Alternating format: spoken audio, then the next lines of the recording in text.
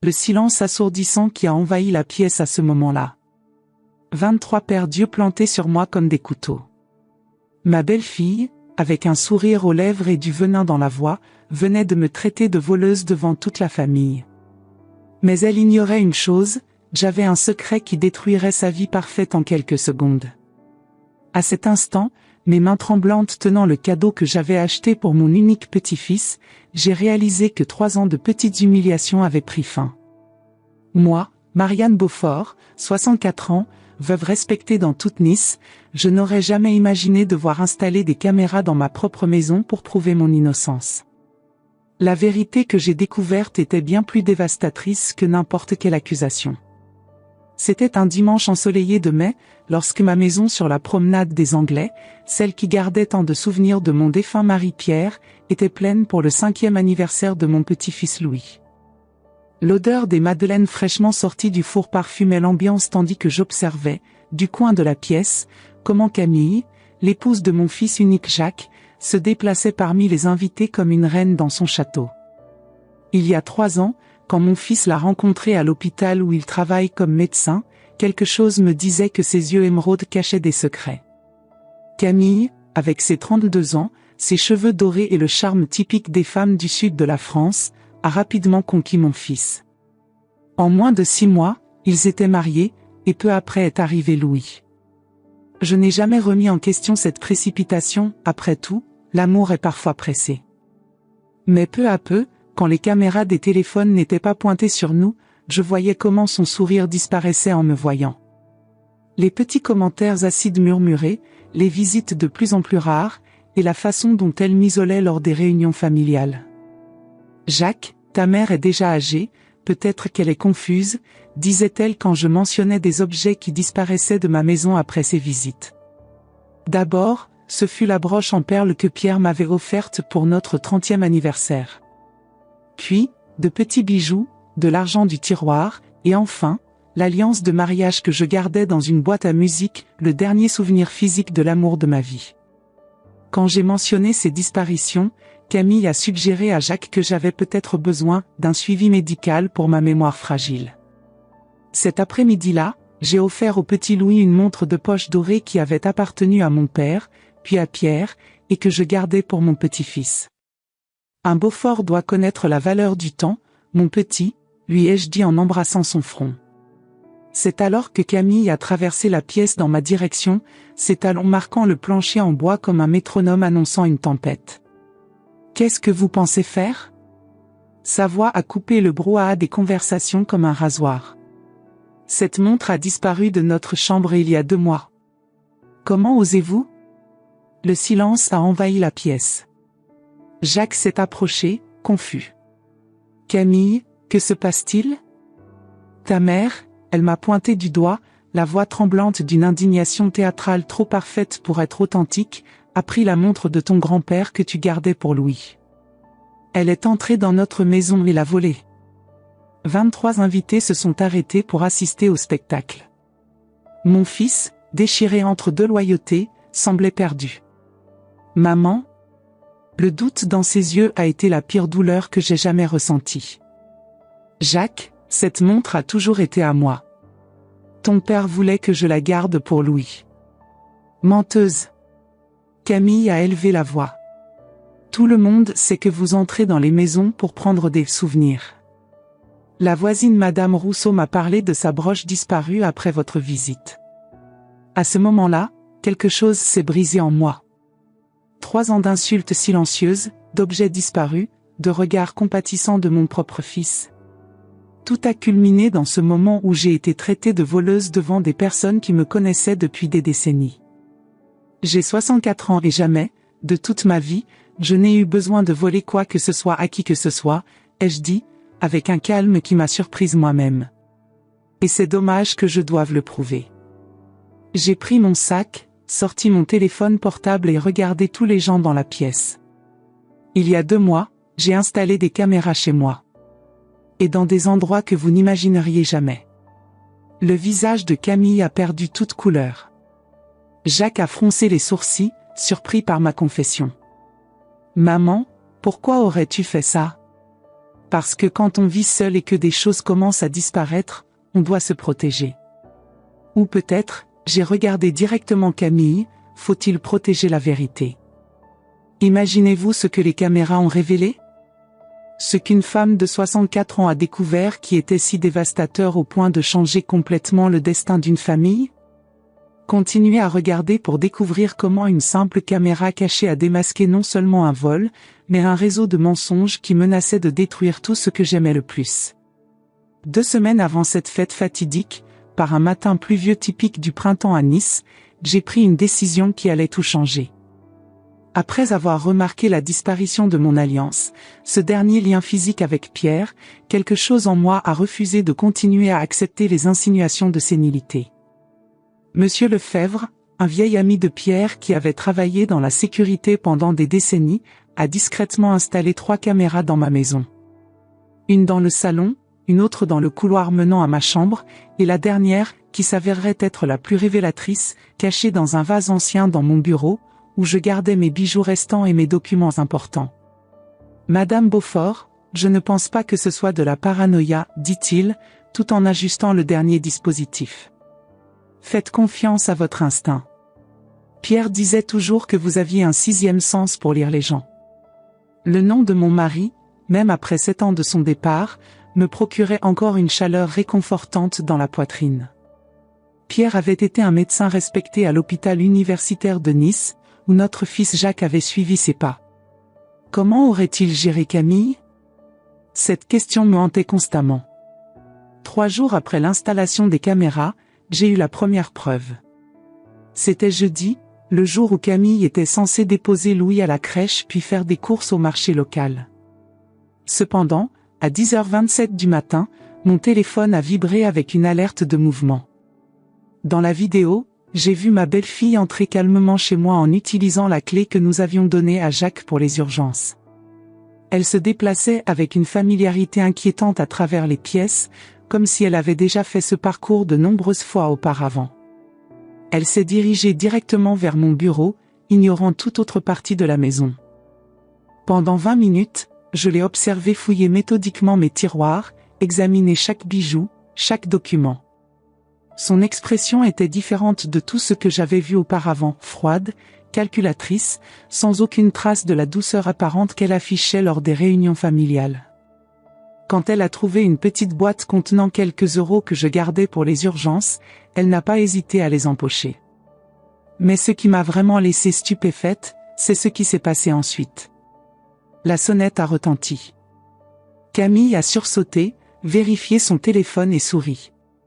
Rapidement, elle a arrangé ses cheveux et s'est dirigée vers la porte. À travers la caméra du salon, je l'ai vue accueillir un homme que je connaissais très bien, Philippe Martin, un collègue de travail de Jacques, pédiatre respecté et parrain de Louis. Elle a des soupçons. Je dois être plus prudente, l'ai-je entendu dire tandis qu'elle le conduisait directement vers le canapé de mon salon. La vieille dit que des choses disparaissent, mais Jacques pense que c'est juste sa confusion mentale. Philippe l'a attirée vers lui, l'embrassant d'une manière qui révélait une intimité établie depuis longtemps. « Combien de temps allons-nous continuer comme ça ?» a-t-il demandé, tandis que ses mains parcouraient le corps de l'épouse de mon fils avec une familiarité déconcertante. « Patience, mon amour, a-t-elle répondu, déboutonnant sa chemise. J'ai presque tout planifié. L'appartement à Cannes est presque prêt, il est à mon nom, caché dans la société offshore que nous avons créée. Quand nous aurons réussi à transférer le reste de l'argent du cabinet et que j'aurai garanti que l'héritage de la vieille revienne à Louis, c'est-à-dire à moi en tant que tutrice légale, nous pourrons partir. » Dans les semaines qui ont suivi, enregistrement après enregistrement, j'ai assisté avec horreur au déroulement d'un plan méticuleux. Camille ne me volait pas seulement, elle et Philippe détournaient systématiquement de l'argent du cabinet privé que Jacques avait construit avec tant d'efforts. Utilisant l'accès au compte que mon fils lui avait confié, il transférait régulièrement de petites sommes vers un compte aux îles Caïmans. Plus troublant encore était la façon dont il planifiait mon avenir. Lors d'une des visites, j'ai entendu Camille commenter « J'ai trouvé une maison de retraite dans les environs de la ville. Un endroit discret, peu de personnel. Parfait pour quelqu'un qui commence à développer une démence opportune. J'ai déjà parlé avec un médecin ami qui peut t'aider avec le diagnostic. Ce qui me blessait le plus n'était pas les plans contre moi, mais de voir comment il trompait Jacques, mon fils qui travaillait 12 heures par jour à l'hôpital, qui rentrait épuisé à la maison, simplement pour être accueilli par une façade d'amour et de dévouement. Un homme bon manipulé par 2 personnes en qui il avait aveuglément confiance.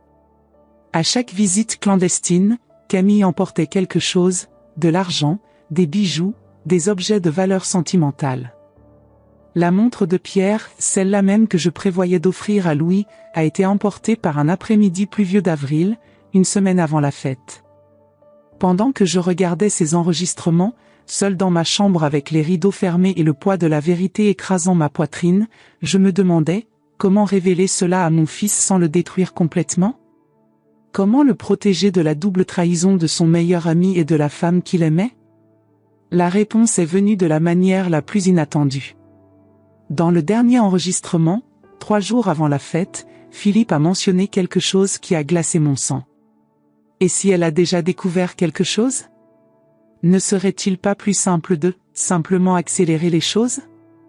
J'ai accès à des médicaments qui ne laisseraient pas de traces. Camille a brièvement hésité avant de répondre, ne sois pas idiot. Un accident maintenant soulèverait des soupçons. Nous devons être patients. Elle l'a embrassé à nouveau. De plus, nous avons une fête d'anniversaire à organiser, n'est-ce pas ? Ce sera l'occasion parfaite pour planter une nouvelle graine de doute sur la santé mentale de la chère grand-mère.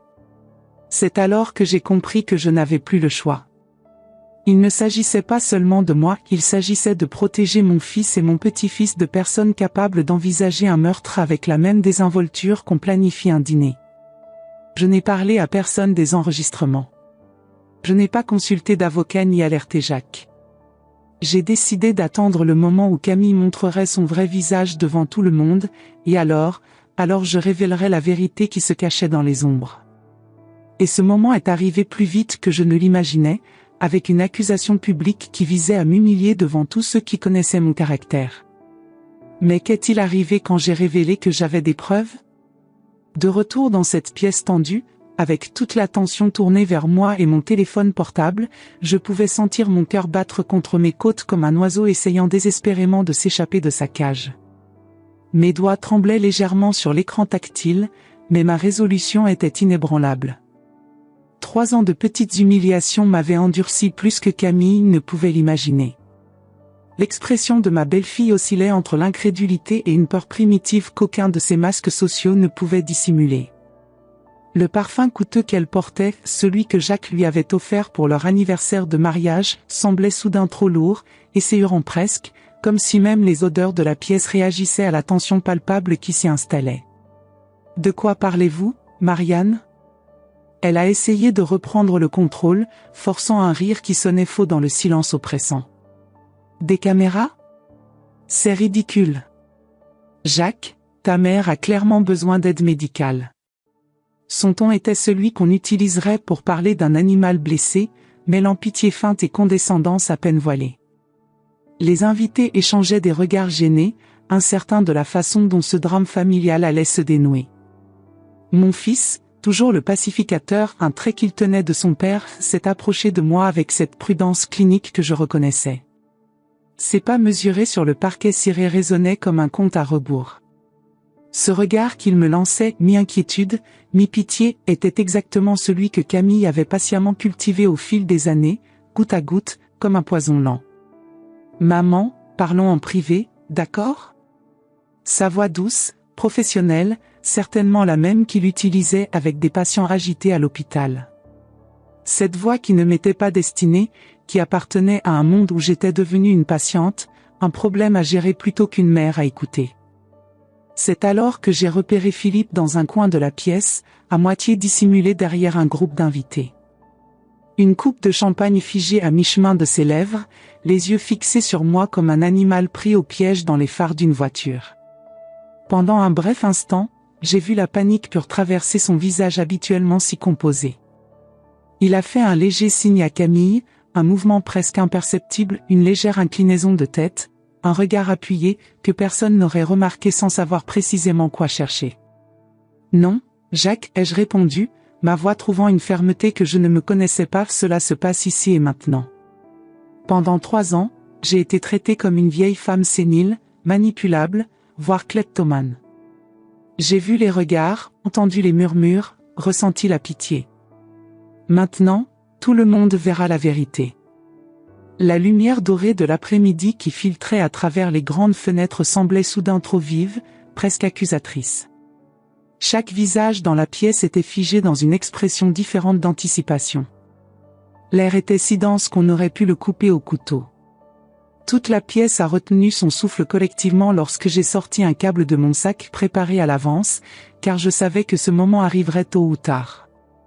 J'ai connecté mon téléphone à la grande télévision qui dominait le mur du salon, un cadeau que j'avais offert à Jacques à Noël dernier, ironiquement payé avec l'argent que Pierre avait économisé pour nos vieux jours. Camille, ai-je appelé avec un calme qui contrastait violemment avec le tumulte intérieur qui me déchirait. Pourquoi ne racontes-tu pas à tout le monde ta visite chez moi jeudi avant-dernier? Pendant que Louis était à la crèche et que tu étais censé faire des courses au marché Coursaléa? La précision de ma question a fait mouche. Le sang a complètement quitté son visage, laissant ses joues habituellement rosées d'un blanc cadavérique. Ses yeux émeraudes, d'ordinaire si calculateurs, s'écarquillèrent comme ceux d'une biche surprise par un chasseur.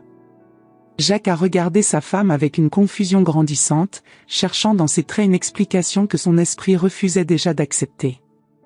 Je suis juste passé rapidement chercher ce livre de recettes que tu m'as prêté, tu te souviens?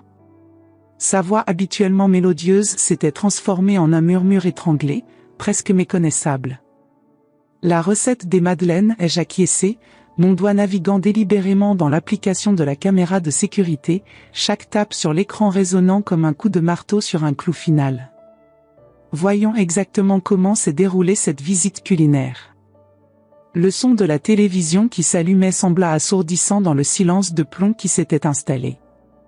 Quand la vidéo a commencé à défiler, montrant Camille entrant furtivement chez moi, regardant nerveusement autour d'elle avant de se diriger vers mon bureau avec une assurance qui trahissait l'habitude, puis fouillant méthodiquement dans mes tiroirs avant d'empocher plusieurs billets, un murmure collectif de choc a parcouru la pièce comme une vague.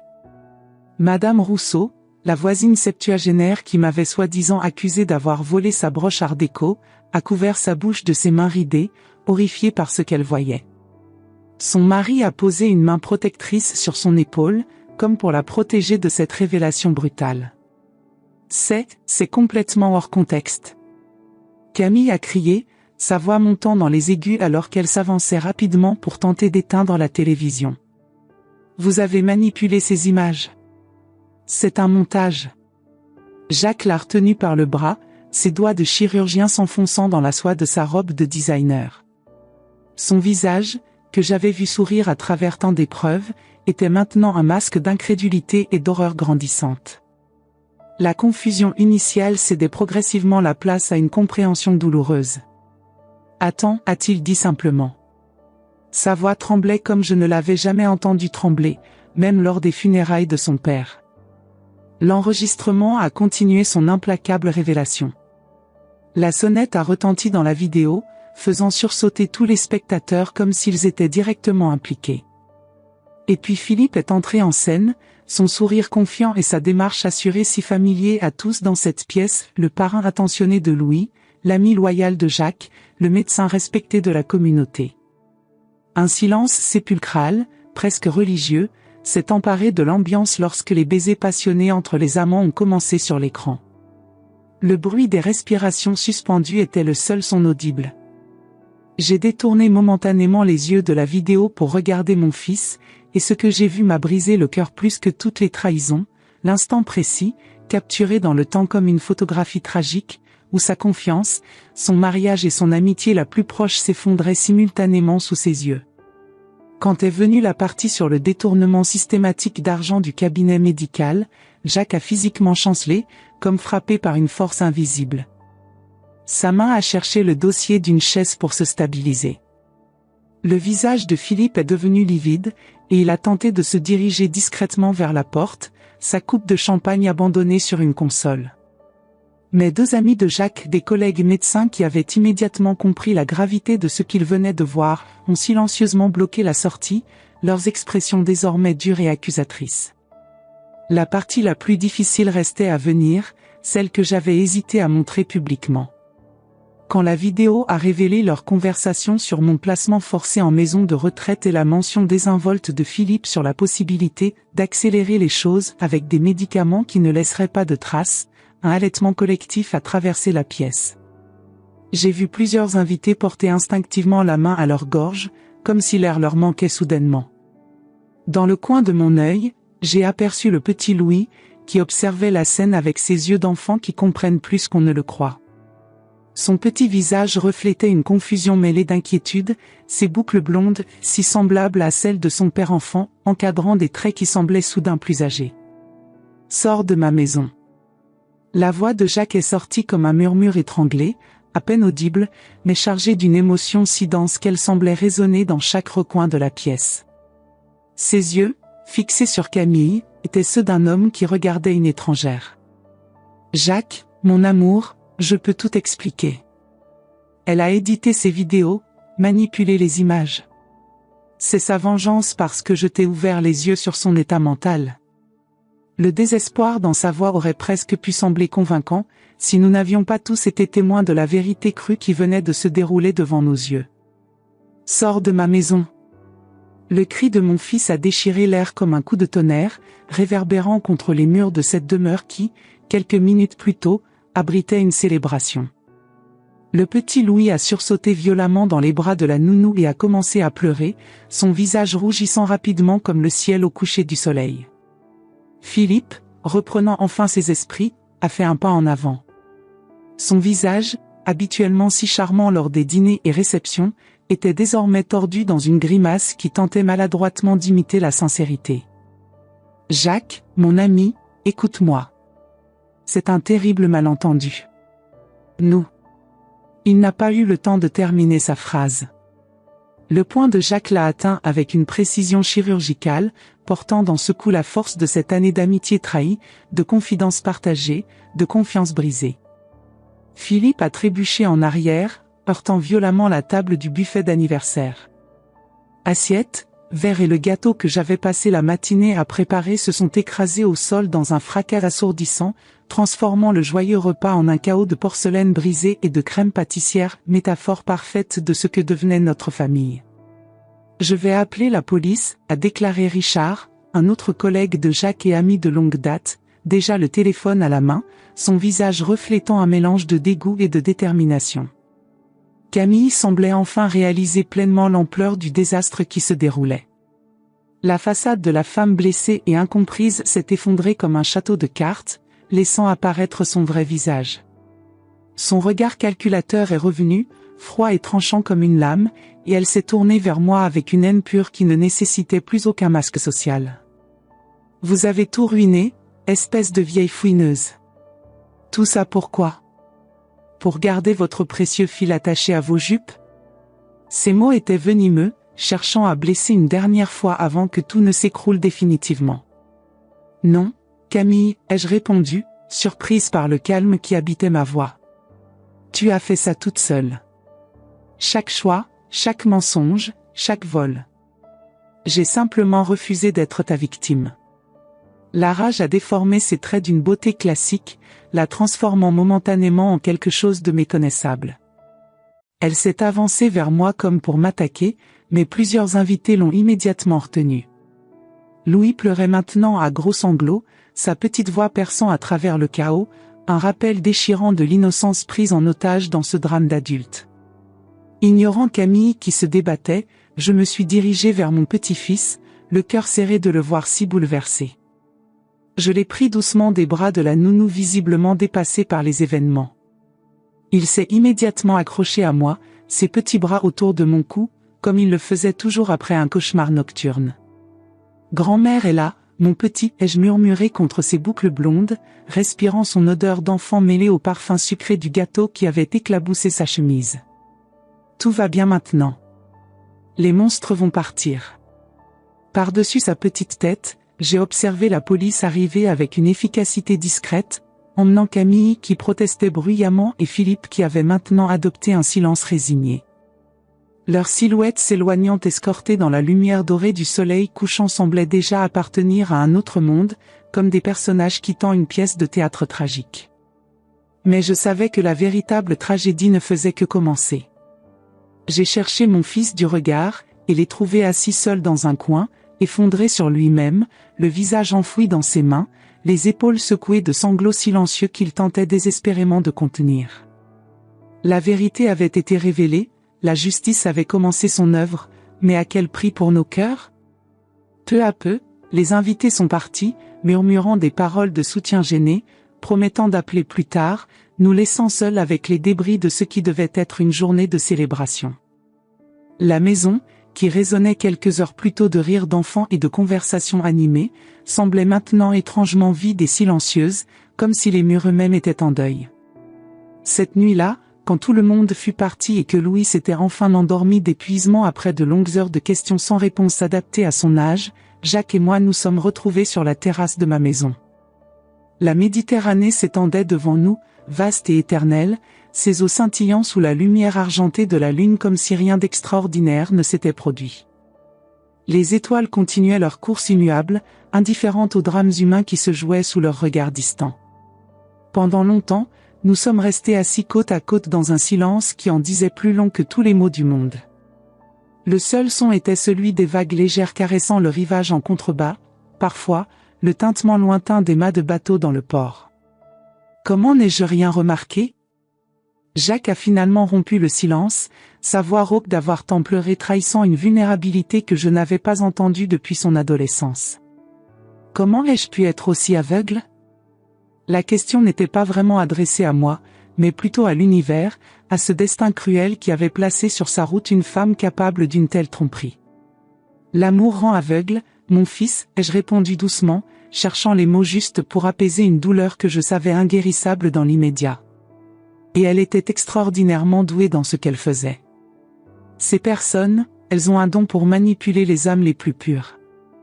Il a hoché la tête lentement, le regard perdu dans l'horizon où le ciel et la mer se confondaient dans l'obscurité. 3 ans à vivre un mensonge, a-t-il murmuré, comme s'il calculait le temps perdu. Et Philippe, mon meilleur ami depuis la faculté de médecine. L'homme qui a tenu Louis dans ses bras à sa naissance. Comment ont-ils pu? Sa voix s'est brisée sur ces derniers mots, incapable de formuler complètement l'horreur de cette double trahison.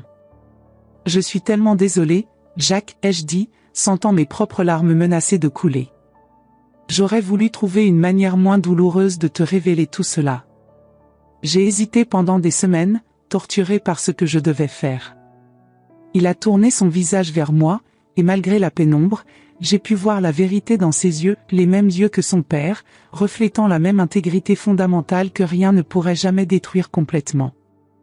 Jacques a alors pris ma main ridée entre les siennes, ses mains de chirurgien qui sauvaient des vies quotidiennement mais qui, ce soir, cherchaient elles-mêmes à être sauvées.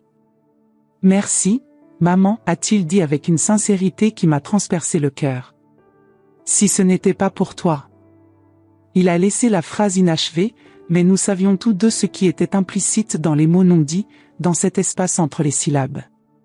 Sans mon intervention, leur plan aurait probablement été mené à bien jusqu'au bout. J'aurais pu finir mes jours, confus et drogué dans une maison de retraite anonyme, croyant avoir perdu la raison. Jacques aurait pu perdre son cabinet, sa réputation, tout ce qu'il avait construit avec tant d'efforts. Et Louis, mon petit-fils aurait grandi sous l'influence de personnes capables d'une telle cruauté calculée. Le vent marin a apporté un léger frisson, ou peut-être était-ce le poids de ces réalisations qui nous faisait trembler. « Que ferons-nous maintenant ?» a demandé Jacques après un long moment, sa voix portant une note d'incertitude qui me rappela soudain le petit garçon qui courait vers moi quand il s'écorchait les genoux dans la cour de notre ancienne maison. J'ai serré sa main dans la mienne, puisant dans cette force tranquille que les années m'avaient apprise. Un jour à la fois, mon fils, ai-je répondu, contemplant les lumières de la ville qui scintillaient au loin. Nous recommençons. Ensemble.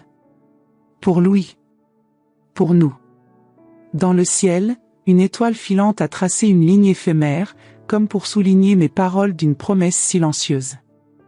Les 3 mois qui ont suivi ce que Jacques a commencé à appeler « le dimanche de la vérité » ont été comme naviguer en eaux inconnues dans une barque fragile pendant une tempête.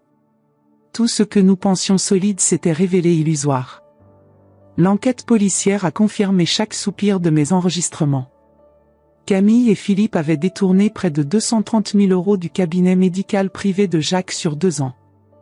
L'appartement à Cannes, enregistré au nom d'une société offshore, a été saisi. Les bijoux qui avaient disparu de ma maison ont été retrouvés dans un coffre bancaire à Monaco. La partie la plus difficile a été d'expliquer au petit Louis pourquoi sa mère n'était plus à la maison. Comment dire à un enfant de 5 ans que la personne qui devait l'aimer inconditionnellement l'utilisait comme un pion dans un jeu d'ambition? Au début, il demandait après elle plusieurs fois par jour, ses petits yeux confus cherchant dans chaque recoin comme si elle pouvait magiquement réapparaître.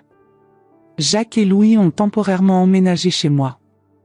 Mon fils, toujours si fort et confiant, errait maintenant dans les pièces comme une ombre de lui-même, répondant aux patients de façon automatique, rentrant à la maison seulement pour s'enfermer dans la chambre d'amis pendant des heures. La nuit, je l'entendais pleurer doucement, comme quand il était petit et faisait des cauchemars. Un matin d'août, pendant que je préparais le petit déjeuner, Louis est entré dans la cuisine tenant un dessin. « Grand-mère, regarde ce que j'ai fait. » C'était un portrait simple, à la manière dont les enfants dessinent, 3 personnages en bâtonnets sous un soleil jaune brillant. « Papa, moi et toi, a-t-il expliqué, pointant chaque figure. Il n'y avait aucune représentation de Camille.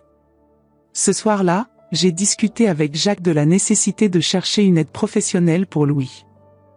Il a besoin de comprendre, d'une manière adaptée à son âge, ce qui s'est passé et j'argumentais.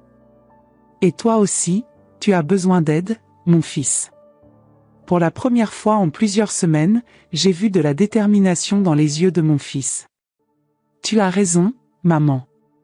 Comme toujours. Docteur. Sophie Benoît, une psychothérapeute pour enfants recommandée par l'hôpital, a commencé à travailler avec Louis. Pour Jacques, nous avons trouvé le docteur Laurent, spécialisé en traumatisme et deuil. Et à ma propre surprise, j'ai également accepté de participer à quelques séances. Ce que Camille a fait n'est pas le reflet de toi en tant que mère ou belle-mère, a dit le docteur Laurent lors d'une séance conjointe.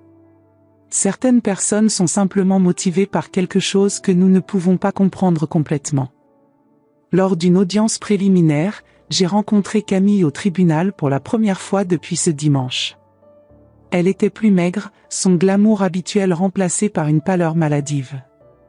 Quand nos regards se sont croisés, je m'attendais à voir de la haine, mais ce que j'ai trouvé était quelque chose de plus troublant, un vide absolu. Comme si elle regardait à travers moi vers quelques lieux lointains. C'est une sociopathe de haut niveau, a expliqué plus tard le procureur. Extrêmement intelligente et complètement incapable d'empathie authentique. Des personnes comme elle sont des maîtres dans l'art de mimer les émotions sans réellement les ressentir. En octobre, quand les feuilles dorées tombaient sur les parcs de Nice, nous avons reçu la nouvelle, Camille et Philippe avaient été condamnés à 5 ans de prison pour fraude, vol et complot. Les avocats avaient réussi à écarter les accusations liées au projet de me placer de force en institution, c'était leur parole contre un enregistrement où les intentions, bien que claires pour nous, étaient juridiquement ambiguës. La même semaine que le verdict, Louis a eu une crise à l'école. Il a attaqué une camarade qui avait mentionné quelque chose à propos des « mauvaises mères ». Le docteur Sophie nous a conseillé d'être plus présents, plus constants. Les enfants ont besoin de structure quand leur monde s'écroule, a-t-elle expliqué. Ainsi, nous avons établi une nouvelle routine. Jacques a réorganisé ses horaires à l'hôpital pour être à la maison tous les soirs pour le dîner. Je me suis chargée d'aller chercher Louis à l'école 3 fois par semaine. Le dimanche, nous avons transformé le déjeuner en famille en tradition sacrée. Lors d'un de ces après-midi dominicaux, tandis que Louis jouait dans le jardin avec le nouveau chiot que nous avions adopté, un bâtard caramel qu'il avait baptisé Éclair, Jacques et moi l'observions depuis la terrasse. « Tu sais, maman, dit-il, brisant notre silence confortable, j'ai beaucoup réfléchi à la confiance ces derniers temps. J'ai attendu qu'il continue. Pendant des années, J'ai fait confiance aux mauvaises personnes et j'ai douté de ceux qui se souciaient vraiment de moi, il a soupiré profondément. Comment puis-je apprendre à Louis à faire confiance après tout cela? J'ai considéré la question un moment, observant mon petit-fils qui riait insoucieusement en lançant une balle au petit chien. La confiance n'est pas quelque chose que nous enseignons avec des mots, mon fils.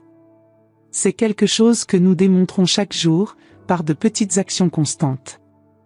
La confiance que Louis aura dans le monde sera le reflet de la confiance que nous avons en lui et les uns envers les autres.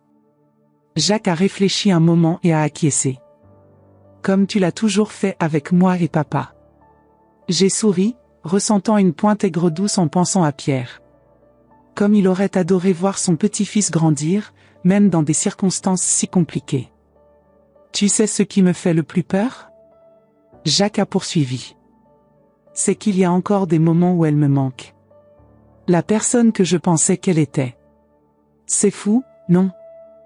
Non, mon cher. Tu aimais quelqu'un qui n'existait pas.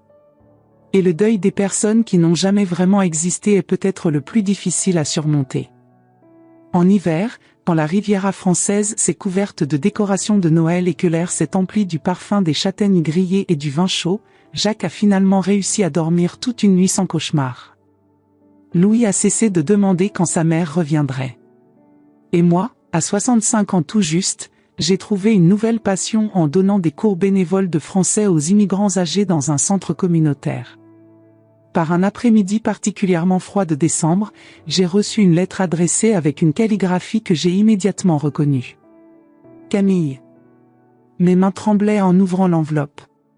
C'était une confession complète. Des pages et des pages détaillant chaque mensonge, chaque manipulation, chaque vol. Elle décrivait comment elle avait rencontré Philippe 2 ans avant de connaître Jacques, comment ils avaient tout planifié méticuleusement, visant la stabilité financière de mon fils, éventuellement, l'héritage qui viendrait de moi. Je n'ai jamais eu l'intention de tomber amoureuse de Jacques, écrivait-elle. C'était juste une partie du plan. Le problème, c'est qu'à certains moments, j'ai presque oublié que c'était un plan. Ton fils est un homme beaucoup trop bon pour son propre bien. Et Louis? Louis a été l'imprévu qui a failli tout changer.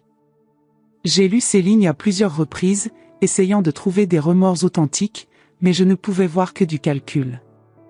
Elle terminait en demandant pardon, pas à moi ou à Jacques, mais à Louis. Dis-lui que sa mère l'aimait, à sa manière imparfaite. Peut-être la seule chose réelle que j'ai jamais ressentie. Je n'ai pas montré la lettre à Jacques. Certains secrets, ai-je décidé, sont des fardeaux que les plus âgés doivent porter pour protéger les plus jeunes. Je l'ai rangé dans une boîte, avec les vieilles photos de Pierre, pensant que peut-être un jour, quand Louis serait adulte, il pourrait vouloir lire ces mots et former ses propres conclusions. Le printemps a apporté un renouveau non seulement à la nature, mais aussi à nos vies.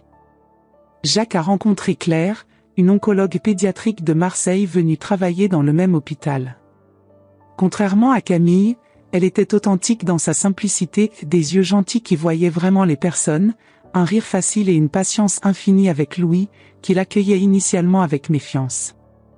Elle est différente, maman, m'a dit Jacques un soir, après que Claire soit partie suite à un dîner en famille. Ce n'était pas une question, mais je pouvais entendre l'insécurité derrière l'affirmation.